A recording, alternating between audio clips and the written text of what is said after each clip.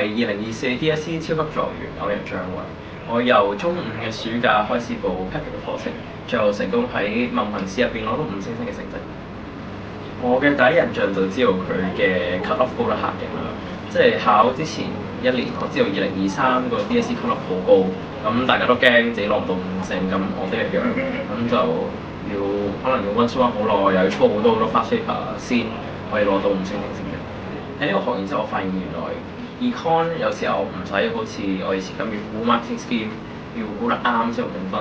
原來所有嘢你審題審得啱，你就知道你用邊個框架，用邊個精簡嘅答法就可以攞到滿分。例如話 efficiency 嘅時候，個 marking scheme 好似每個題都唔一樣，好似要寫好多6-7個 point 之後3-4分咁樣。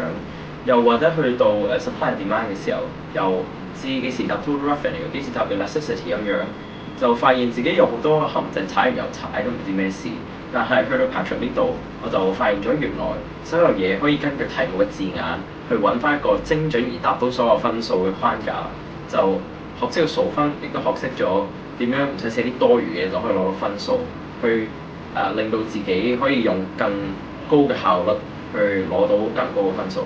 學完呢個 concept 或者課之後，我翻去實先會温咗啲 notes。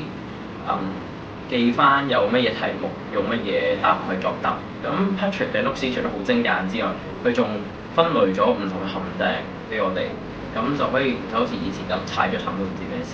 同埋考試之前，我都有做好多 Patrick 嘅 pass mock，即係佢精心擬定嘅mock paper。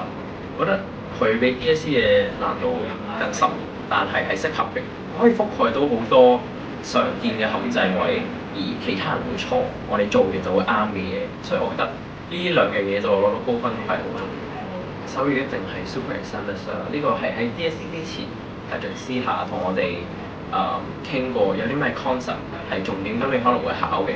而我上到考場發現，其實咁 super examiners 都貼滿咗好多我嗰一刻見到嘅嘢，咁我就自己覺得好有信心。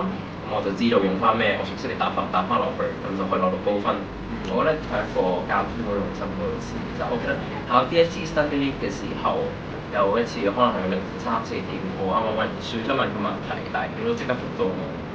咁我覺得佢係一個好盡責、會處理自己嘅老師。但係平時上堂氣氛都幾輕鬆，有時我哋可以黐下佢嘢食，黐下佢嘢飲咁樣。